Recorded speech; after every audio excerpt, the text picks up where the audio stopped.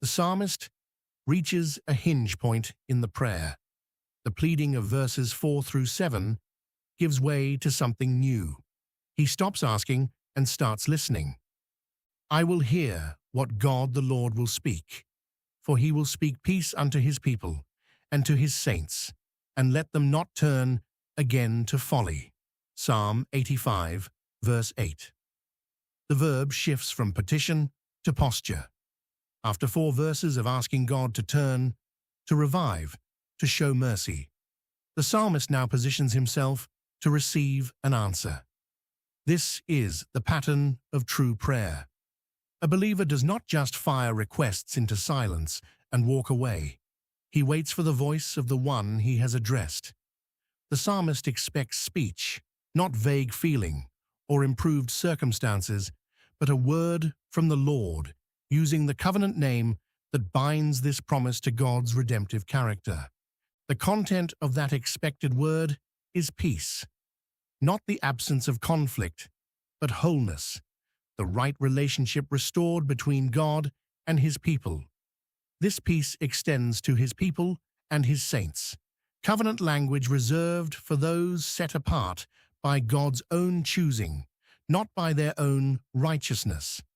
The verse then adds a warning folded into the promise, let them not turn again to folly. The word rendered folly points back to the very rebellion that provoked God's discipline in the first place. Israel's history bears the record.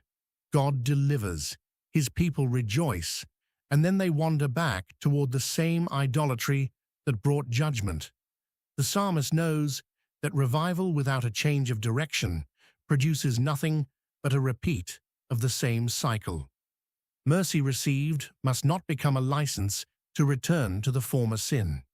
This mirrors New Testament warnings, such as when Christ tells the woman taken in adultery, recorded in John 8 verse 11, go and sin no more, pairing forgiveness with a call toward a new direction.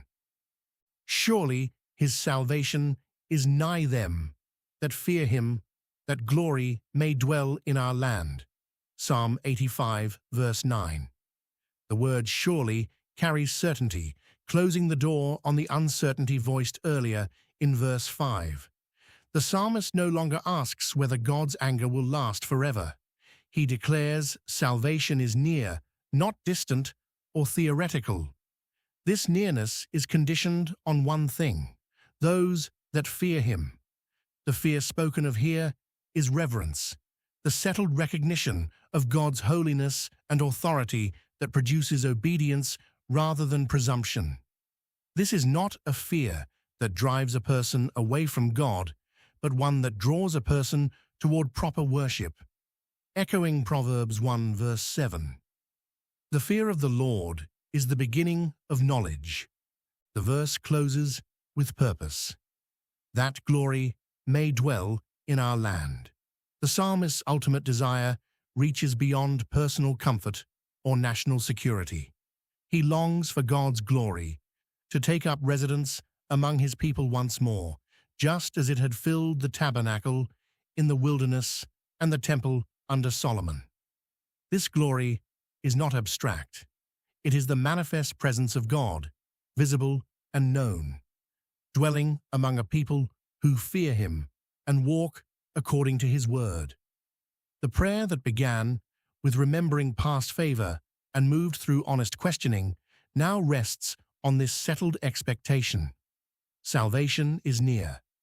The psalmist has stopped pleading and started listening, confident that the God who spoke peace before will speak it again to those who fear him and refuse to turn back to folly.